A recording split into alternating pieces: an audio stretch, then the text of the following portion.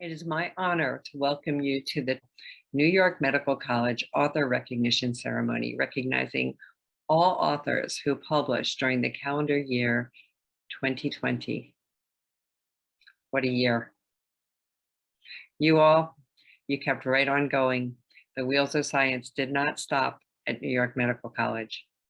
I would like to congratulate all of the 433 2020 authors who continued to enhance the research footprint of New York Medical College, even in these very difficult times.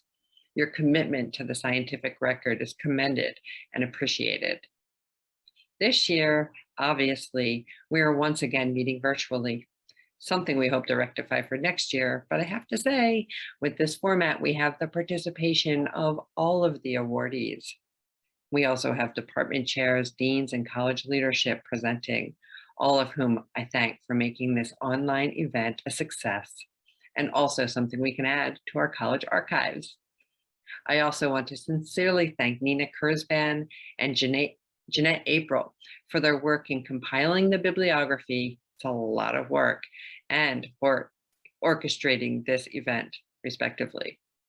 Also to the rest of the Health Sciences Library staff who contribute, as well as to the staff of the Toro College Libraries, particularly Tim Valente and Sarah Tabai. Just one more quick announcement. The full Toro faculty publications book can be found online, but physical copies of the book can either be picked up in the Health Sciences Library, or you can feel free to contact us to request a copy be sent to you. Let's not let them just sit around. Enjoy the ceremony, and thank you.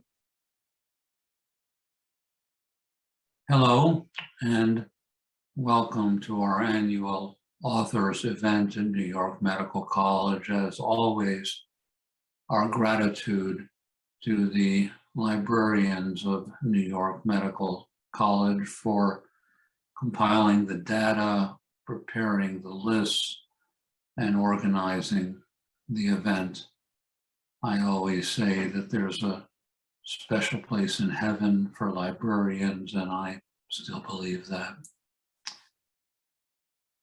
Author, it's an important word to us on several levels, isn't it?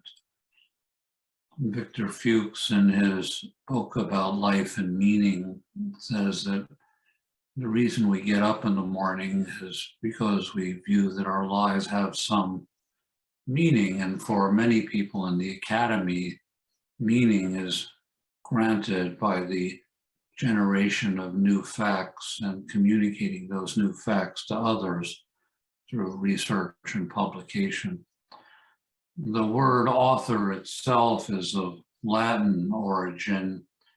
Ogere and autor, they mean originate or promote, and related words are probably authority, authorize,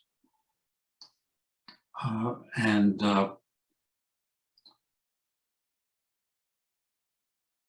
that really is the essence of authorship, isn't it? To promote, to communicate, to originate. All of those are connoted by the word author. And we gather today to celebrate origination and authority and promotion of ideas and communication and the generation and dissemination and conservation of new knowledge.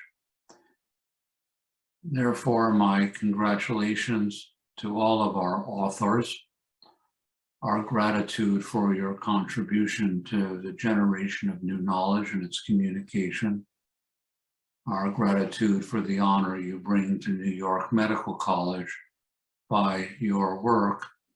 And I join you in looking forward to an exciting and interesting authors program once again at New York Medical College, courtesy of our library. Let's have a good program. Good afternoon. My name is Salman Amar. I'm the Vice President of Biomedical Research at New York Medical College. It gives me a tremendous pleasure to provide words of appreciation to our authors and faculty, which body of information and knowledge is being celebrated today. The college library began a tradition of celebrating faculty authorship in 1994, so 27 years ago. Over the years, it evolved to reflect more on many kinds of academic work. And through this author celebration, we acknowledge the contribution of edited volume, monograph, peer review articles, especially in creating and developing and sharing new knowledge that will cumulatively and hopefully help advance biomedical approaches in treating disease. We have materials that are coming from traditional publishers, such as Oxford University, Penn State also, but it's important to mention an additional avenue for you publishing, specifically the Touro College and University system through the Touro Library Publishing. I enjoin everybody to take opportunity to publish their work through this avenue. 748 articles are being celebrated, 4 books, 55 book chapters. Out of that, about 100 were COVID-19, as we probably imagine. About 15% of the body of our literature is being represented by COVID-19. So more than ever, now it's time to appreciate the incredible achievement of our college in 2020 as we continue to regain our footing. The profound impact of COVID-19 on different aspects of life and academia is undeniable. But as I said many times, in any challenge, there's an opportunity, and New York Medical College authors have taken this opportunity and captured this opportunity to develop new knowledge associated with COVID-19. Faculty diligence and commitment to biomedical achievement in facing this hurdle is to be commended. This year, New York Medical College Author Celebration happens about a month after Open Access Week, which is usually the end of October. The 2021 Open Access Week theme was, "It matters how we open knowledge, building structural equity," and it's important as we redefine diversity and equity to continue to develop knowledge through this open access and making sure there is structural equity. In conclusion, let me provide some acknowledgement, especially to Central Administration, Dr. Halperin, our Chancellor, the library, Mary Asher and her team, as well as the selection committee.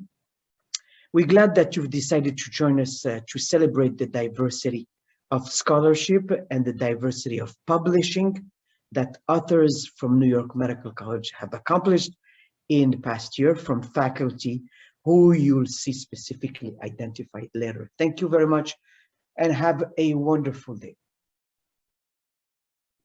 Hi, I'm Mike Wolin. As chair of the Library and Academic Support Committee of New York Medical College, I have the pleasure of welcoming everyone to the New York Medical College 28th Faculty Author Celebration event. This event celebrates the publications of the faculty members that were made in the year 2020. And it's more than just the publication of the faculty members, it's the contributions of students, fellows, and staff to what has been accomplished by the people at New York Medical College during the past year.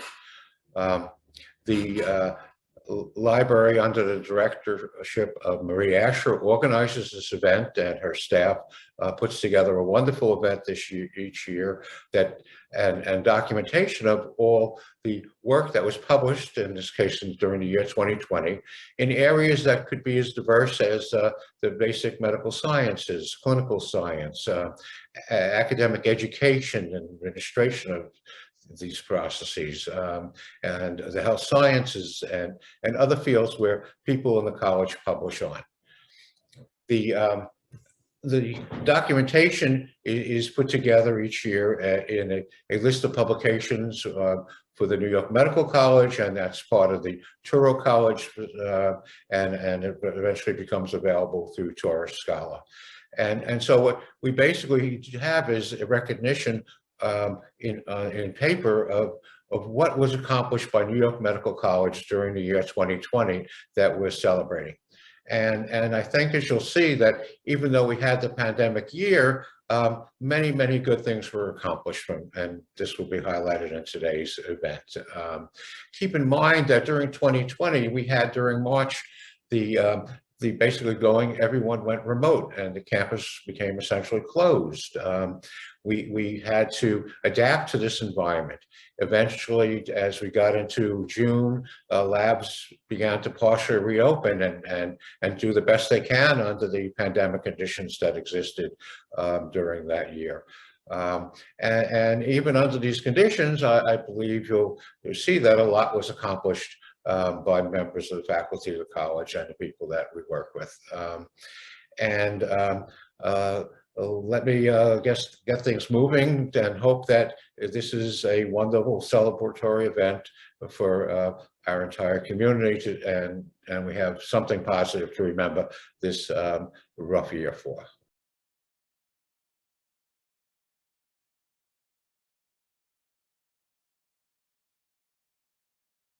Good afternoon. I'm Dr. Landsman. I'm the interim chairman of the Department of Surgery, and it's a real pleasure to present the award recognition by Dr. Halpern and the library for the research article published in a journal with the highest impact factor for a New York Medical College first author. And the article was published in the Journal of the American College of Cardiology with an impact factor of 29.094, which is really quite high.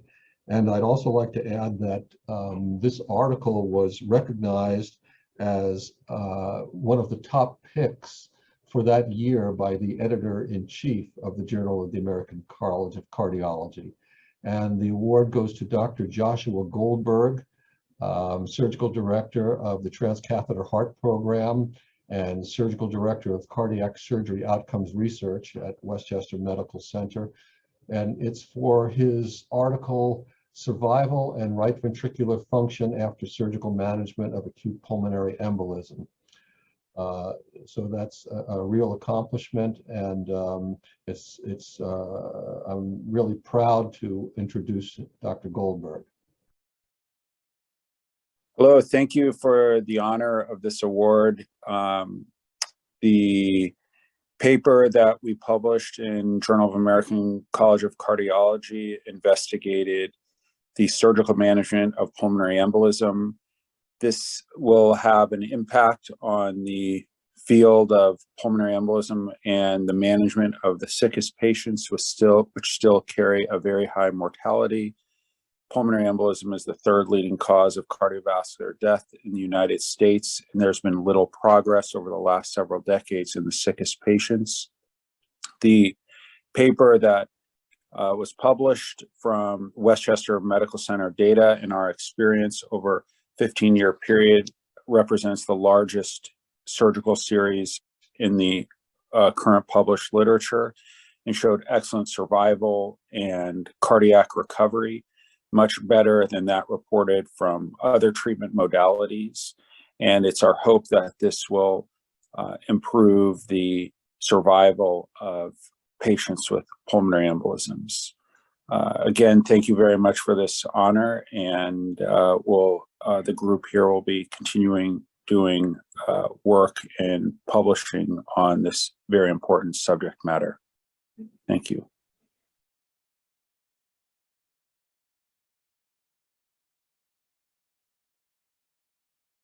Hi, I'm Dr. Leonard Newman. I'm chairman of the Department of Pediatrics. It is my pleasure to give these awards to members of my department who have really achieved in this past year. The first is Dr. Edmund Lagama, who is given the award of research article published in the journal with the highest impact factor. Dr. Lagama is the professor of pediatrics in the Division of Newborn Medicine and professor of biochemistry and molecular biology. And he's also the director of our fellowship program and the division chief of neonatology. I'm really delighted for Ed to present this award to Ed.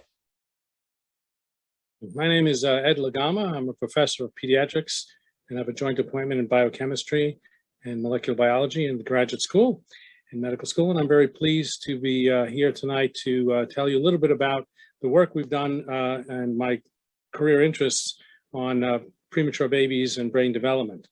One of the most important things over the 40 years that I've seen is the incredible amount of change that's happened in neonatal perinatal medicine, both in obstetrics and in neonatal intensive care. But throughout this, I've always had a focus on how newborns respond to stress and adapt to the changes from the in utero to ex utero environment. And for the 40 years I've been working in this field, I focused on mostly catecholamine biology and continue to do that, looking at the role of, at the moment, microbiome in accelerating catecholamine synthesis to give an improved survival advantage to preterm newborns and preterm animals. But the focus of the New England Journal article that we recently published was a combination of collaborations that I've had over the years in which we used a hormone, erythropoietin, which is commonly used to advance red cell production in anemic patients and for a variety of reasons. But it curiously had an additional effect on having receptors in the central nervous system. And in animal models done by Sunny Jewell and her colleagues, they reported that in certain asphyxial episodes or in situations of low blood flow and ischemia, exposure to higher doses of EPO, erythropoietin, that might be seen in utero or in breast milk, actually had a protective effect.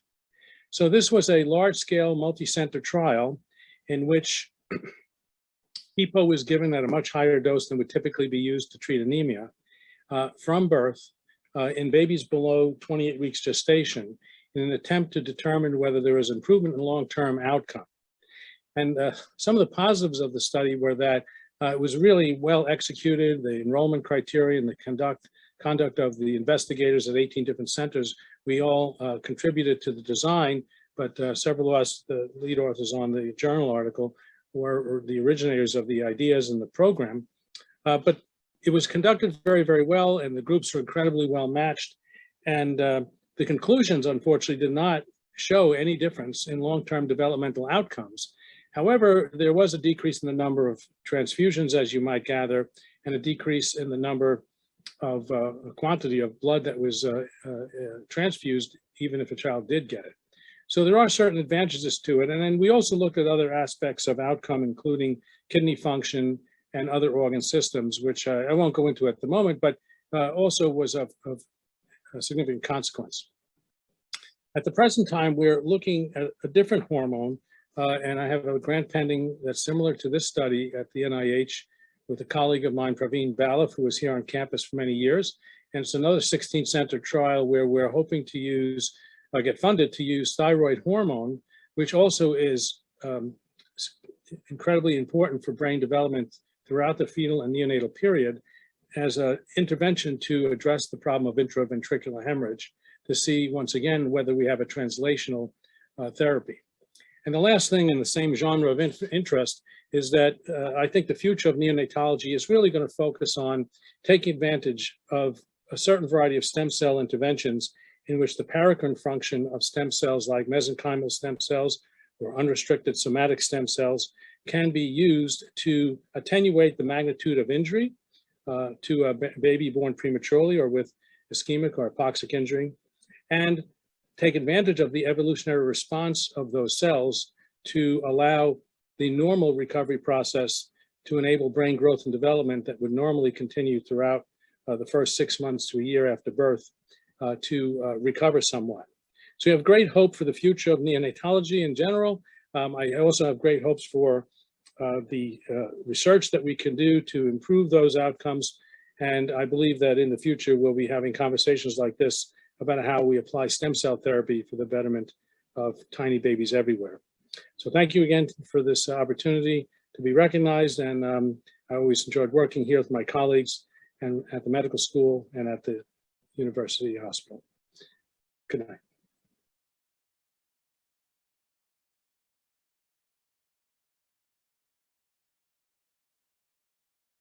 My name is Dr. Sean Tegerati. I am the chair and clinical professor of the Department of Obstetrics and Gynecology here at New York Medical College, and also the director of the department at Westchester Medical Center. I am just delighted to be here today and be able to help announce this year's award winner for the article with the highest number of citations for a New York Medical College author, who is none other than our newly appointed associate chair for research in the department, and also the director of our section of urogynecology and female pelvic medicine, Dr. Kara Grimes, who for her published article in the International Urogynecology Journal titled "A Guide for Urogynecologic Patient Care Utilization, Telemedicine During COVID-19 Pandemic, Review of the Existing Evidence." I want to congratulate Dr. Grimes in her yet another milestone in her accomplishment as the associate chair for research. She has completely transformed our research program, having increased our output by over 300% with almost 14 publications in the last year, and over 23 medical students who are involved in our variety of different projects and multiple other presentations nationally, internationally, and locally. So it is with great pleasure that I want to congratulate her and thank you for Dr. Dean Nadler as well, who has helped us in advancing our research curriculum and mentoring many, including Dr. Grimes and myself. Thank you and congratulations, Dr. Grimes. Good evening and thank you.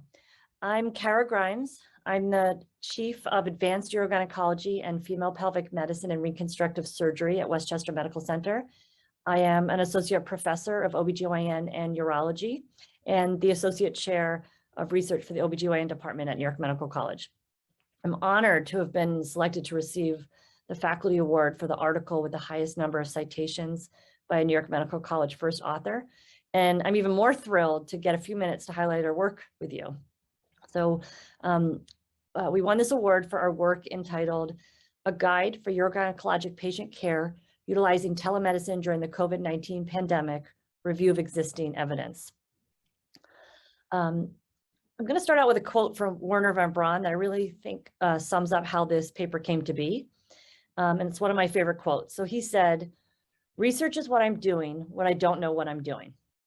So this paper came out of the abrupt changes that happened with the COVID-19 pandemic. So it was mid-March and our hospital was closed to elective surgery. Our outpatient offices were closed to patients, and urogyns in New York and starting to spread all around the country.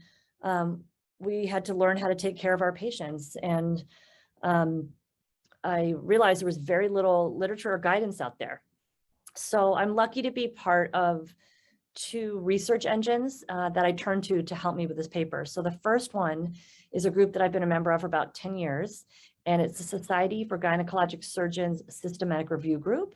And the second is a multi-center international research group that is called the CORE. It stands for Collaborative Research in Pelvic Surgery Consortium. And this is a group that I founded about 7 to 8 years ago. So I turned to these two research engines, and I got all my colleagues together, and in a marathon 2 weeks of Zooms and shared Google Docs, we developed our research plan and a PICOS to try to understand how to take care of urogyn patients via telemedicine. We screened over 1,000 articles, we extracted over 100, and we wrote the manuscript in under 2 weeks.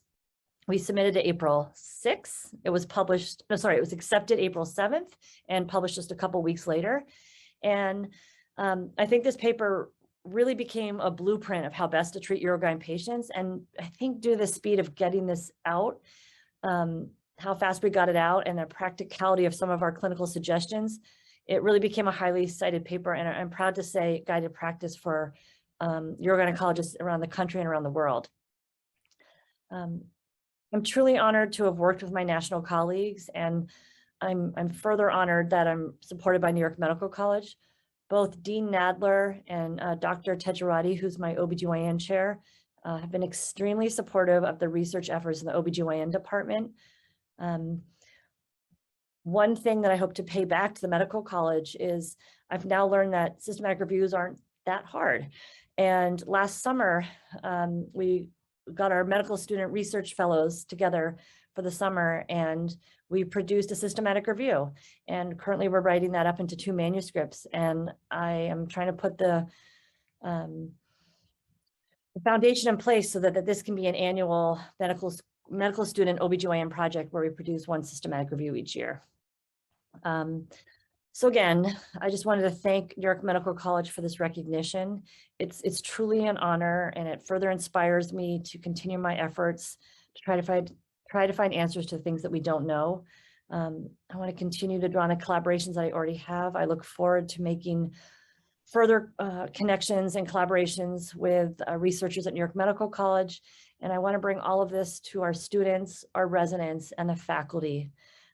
Thank you very much for this award. I'm truly honored.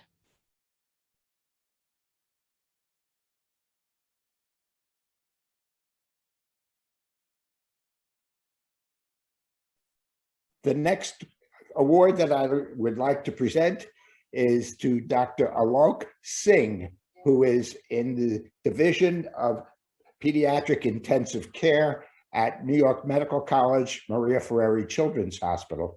He is an assistant professor of pediatrics. He receives an article with the highest number of citations, and the New York also New York Medical College publication with the highest number of news and social media mentions. This article was truly an outstanding article entitled Multisystem Inflammatory Syndrome in the United States, Children and Adolescents, published in the New England Journal of Medicine this year. I am really delighted to present this to Alok, who has done a fine job working collaboratively with investigators throughout the country. My name is Alok Singh. I'm an assistant professor in the Department of Pediatrics, and I would like to start off by thanking Chancellor Dr. Halpern and Dean Dr. Nadler for the 2 awards that I'm receiving today, which is for the highest number of citations and the highest number of news and social media mentions for a New York Medical College author. The study that I'm receiving the awards for is about how COVID-19 affects children and adolescents. As you are all probably aware, the initial reports out of China and Europe, specifically Italy, suggested that COVID-19 was a disease that affected adults and was dangerous to the elderly. Children were thought to be unaffected. Then some initial reports about pediatric illnesses started trickling in about April 2020.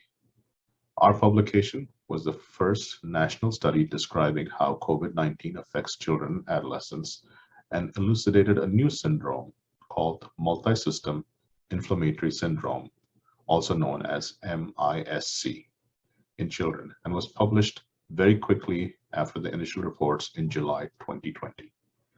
It took data from pediatric hospitals across the country in 26 states to compile the data, and we described MISC in detail, including its course and outcome.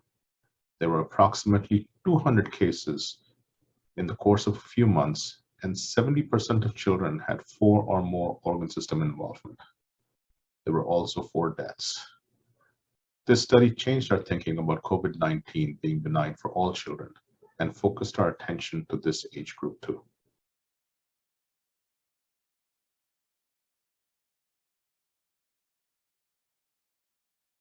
I'm Neil Schluger. I'm the chairman of the Department of Medicine at New York Medical College, and today I have the privilege of announcing 2 of the awards for the Health Sciences Library at NYMC.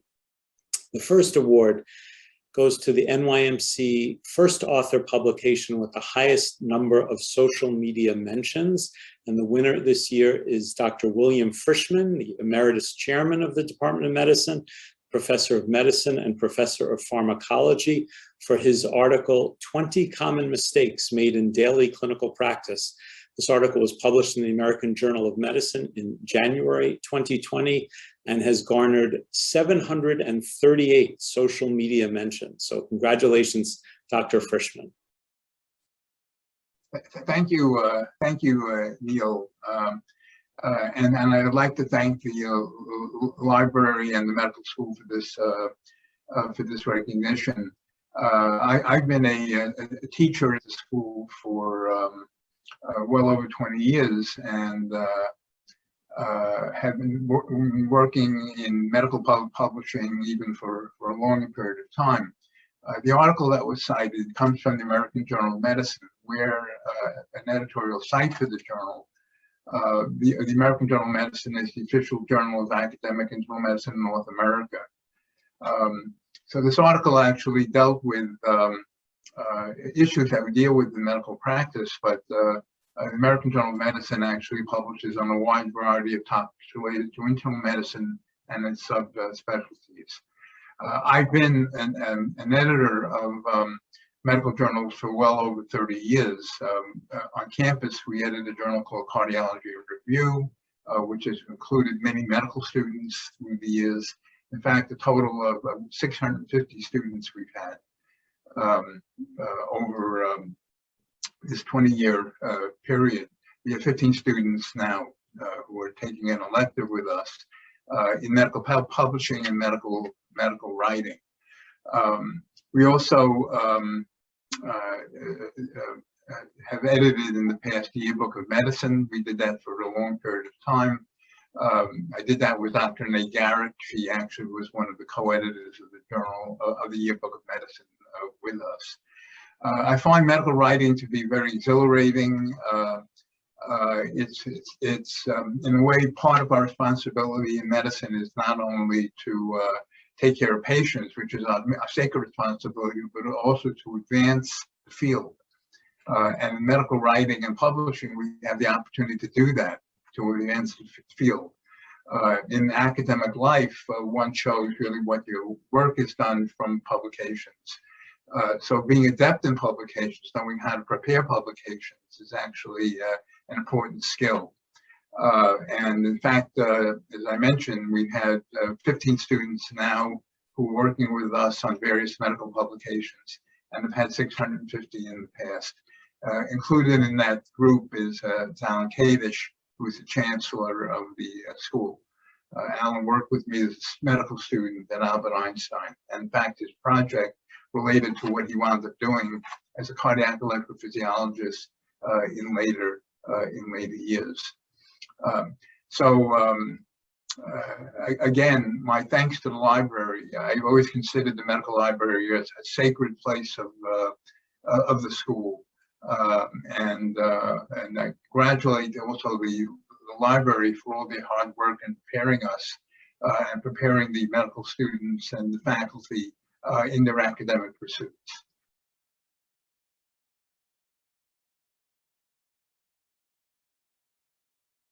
I'm Peter Panzica, the chair of anesthesia, New York Medical College, and the director of anesthesia at Westchester Medical Center.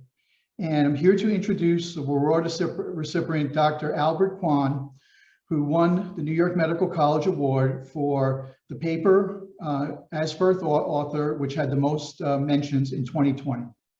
Just to give you a little bit of the background, in March of 2020, a new anesthesiologist, Dr. Kwan, joined the Department of Anesthesia. He was an MIT educated and Harvard trained physician and Brigham Women's trained anesthesiologist. Upon arrival, we did what we usually did with any new staff, and that is give them an orientation to working in the OR. At the same time that this occurred, we were preparing for an onslaught that the medical community has never seen in modern times. Reports from Europe and eventually New York City were scary, and we soon knew that we may not have the capacity to care what was about to come to us. We were not certain that we would have enough critical care space, critical care physician and support expertise, as well as mechanical ventilators. Around that time, Dr. Kwan showed a video to me on his phone of a prototype ventilator that he and his engineering group that he had teamed with previously were working on at MIT. What Dr. Kwan showed was a simple Ambu bag that we have in all our ORs and robot arms that were to squeeze it and ventilator settings that would act like a regular ventilator. I told Dr. Kwan, please forget about your orientation to the OR and please go to Boston and focus with the team on this, where he was the medical lead, testing each model on pigs. The team connected with Honeywell in New York City and soon opened up the Funk factory space in Garden City. And he made many trips between Boston and the New York locations until they came up with a final product called the Spiro Wave. And they were able to scale it up very quickly to be mass produced. The cost of this ventilator was around $3,000, where a traditional mechanical ventilator costs between $30,000 and $50,000 and takes a long time to make. This factory mass produced them, and New York City invested in over $3,000 or $10 million in ventilators to have to them to prepare for the crisis. Fortunately, we were able to withstand at Westchester Medical Center and not have to use this ventilator, but New York City has stockpiled these in case they're ever needed in the beginning, at some point in the future. So Dr. Kwan and his team showed incredible ingenuity in stepping up and meeting this crisis. So very proud to have had him as a member of this department. So Dr. Kwan has since moved back to Stanford, where he did his pain fellowship, and I would like to accept this award on his behalf. So thank you very much for recognizing the research that was done during the COVID times, and really appreciate the recognition in this reward. So on Dr. Kwan's behalf, thank you very much.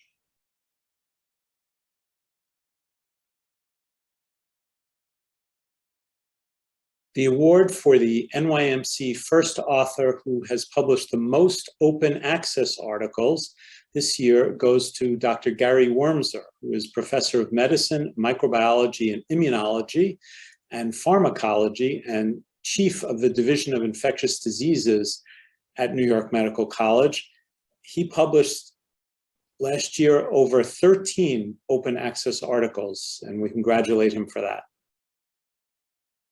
I would very much like to thank the New York Medical College Library for this award, and to thank our New York Medical College research team, as well as all of the outside collaborators involved in the publications.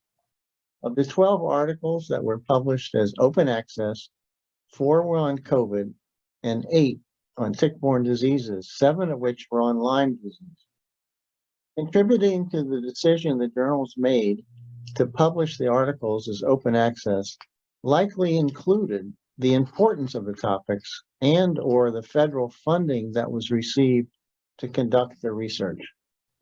Of note, no money was paid to the journals to publish the papers as open access. The topics of the articles included research studies to improve diagnostic testing, a prospective controlled study to define the outcome of early Lyme disease, research to obtain a better understanding of the pathogenesis of Lyme disease, and an updated Infectious Diseases Society of America guideline for the diagnosis and treatment of Lyme disease. Open access publishing has the potential to improve innovation and speed up its adoption. Open access articles appear to receive more citations than subscription articles, indicating a greater academic impact. But perhaps most importantly, I would like to acknowledge the critical role that the New York Medical College Library plays in obtaining articles in a timely fashion that are not published as open access. A comprehensive reading of the published literature is key to writing manuscripts and grants and to providing high-level patient care. Thank you so much for this honor, and everybody have a great day.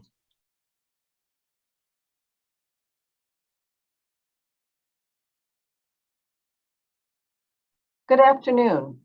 I'm Dr. Susan Fox, President and CEO of the Westchester Institute for Human Development and Director of the Center on Disability and Health within the School of Health Sciences and Practice. I am very pleased to announce the award of first author publication with the highest usage to Dr. Patricia Ann Patrick. Dr. Patrick is the Chief Academic Officer and Co-USED Director at WIHD, an associate professor in the Center on Disability and Health within the School of Health Sciences and Practice. Her paper is titled Technology and Social Media Use by Adult Patients with Intellectual and/or Developmental Disabilities, and was published in the Disability and Health Journal.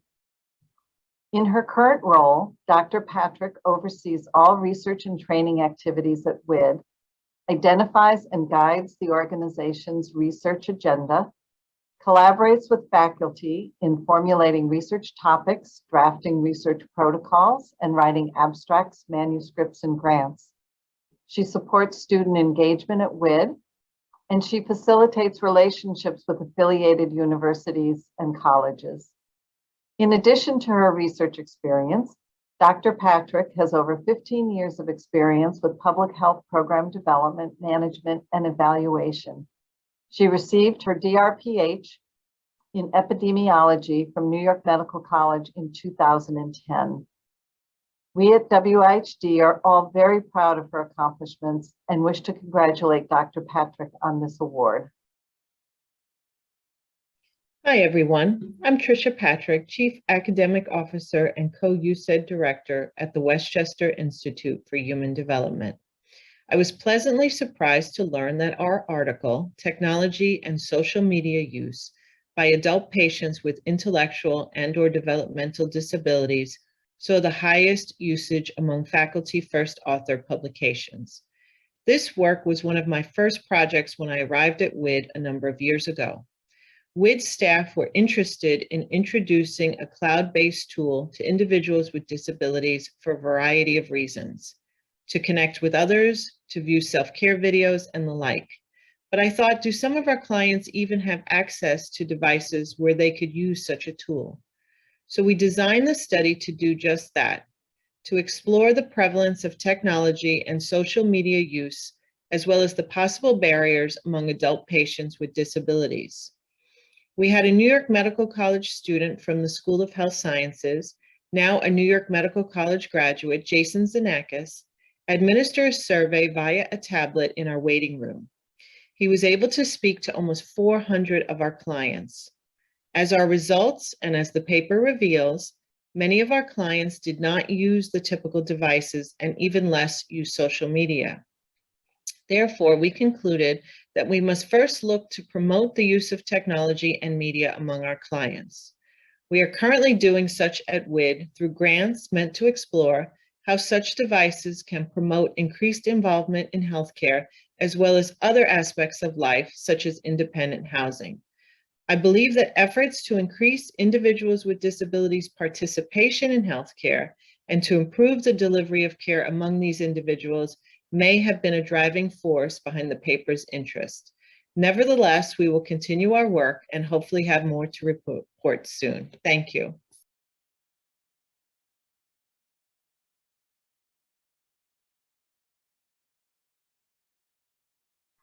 I'm Dr. Jerry Nadler, Dean of the School of Medicine, and honored to participate in the 28th Annual Faculty Author Awards celebration at New York Medical College. Now, one of the most meaningful accomplishments of our faculty is to celebrate and recognize scholarship. This year, I'm very excited to announce that the School of Medicine department with the highest percentage of faculty publishing is the Department of Neurosurgery. 34% of the faculty in neurosurgery had publications in 2020, 30 publications total. The department comprises just 1% of the New York Medical College faculty, but contributed 4% of the New York Medical College total publications, a wonderful accomplishment. I also wish to point out that many of the publications included our learners, including our medical students. And the publications illustrated major advances in the treatments for serious neurosurgical disorders, and also meaningful and timely updates regarding the effects of COVID-19 contributing to neurovascular injury. Now, I'm very proud to introduce Dr. Chirag Gandhi, Chair and Professor of the Department of Neurosurgery, to accept the award on behalf of the department. Now, Dr. Gandhi is an accomplished neurosurgical leader who joined Westchester Medical Center and New York Medical College as Chief of Neurovascular Surgery and Program Director of the Residency and Fellowship Programs in 2017.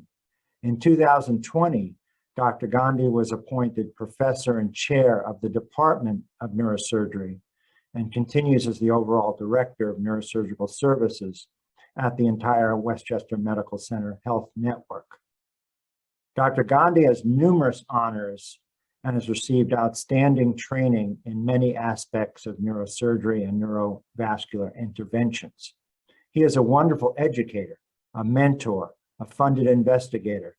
He has over 200 publications and book chapters. He is also a leader in many societies in his field.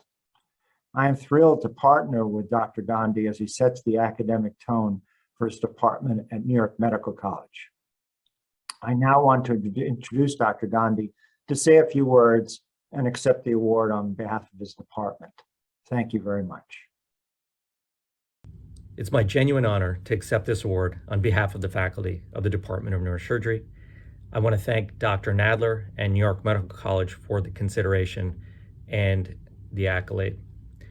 Now, while this award specifically recognizes the unique academic productivity of our neurosurgical faculty, the reality is that it's reflective of a much broader research collaboration between our medical students, who are undoubtedly the engine of much of this increased academic output and the quality of the academic output, combined with a invigorated, increasing and increasingly subspecialty based neurosurgical faculty. And of course, a resident and fellow complement that also is growing, not just in number, but also in research focus and broader research interests. I'm particularly proud over the last 1 year of the breadth of research that's been taking place within the department. In addition to our neurovascular work, there's now a growing body of literature within brain tumors, spine surgery, and pediatric neurosurgery. There also have been multiple textbooks published this past year by our faculty, which I also want to highlight and am extremely proud of. I would also be remiss if I didn't acknowledge the extraordinary work of Dr. Meena Janwar in our basic science lab. That lab has been the benchmark of excellence in our department for many years and is extremely critical to our resident education. Additionally, if you look at the output in terms of breadth of pathologies covered within that laboratory, Dr. Janwar is looking at medulloblastomas, metastatic disease, primary brain tumors, as well as spinal cord injury in the course of her annual research. So I'll just conclude again by thanking everyone, and specifically Dean Nadler, for this genuine honor. And we look forward to continuing to expand our research productivity over the next year. Thank you.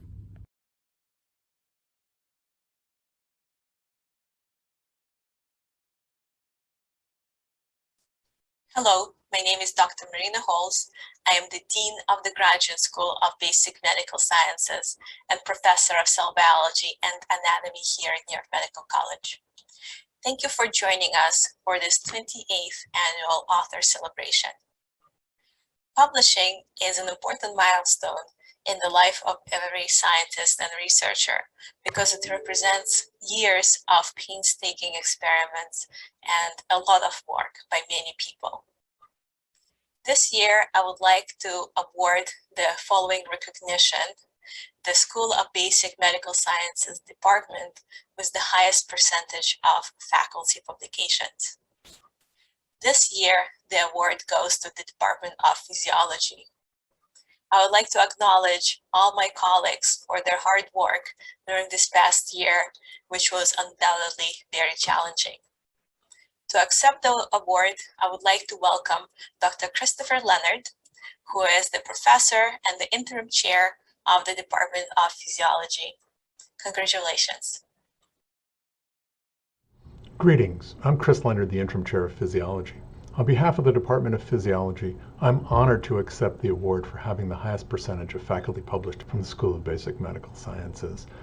Our published research of 22 papers spanned physiological investigations of the cardiovascular, pulmonary, renal, and central nervous systems. Studies focus on a variety of cell types like stem cells, neurons, and on endothelial cells, and used a variety of conventional and novel methods like diffuse correlation spectroscopy, optogenetics, dynamic clamp, and cosmic radiation.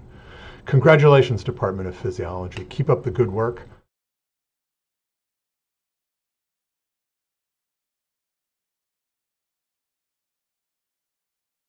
I'm Dr. Robert Ambler, Dean of the School of Health Sciences and Practice and the Institute of Public Health. It's a real privilege to say a few words about our faculty and program in biostatistics who have just been awarded the highest percentage of faculty publishing in the Faculty Awards event. And we're also very proud of our growing campus-wide research support group.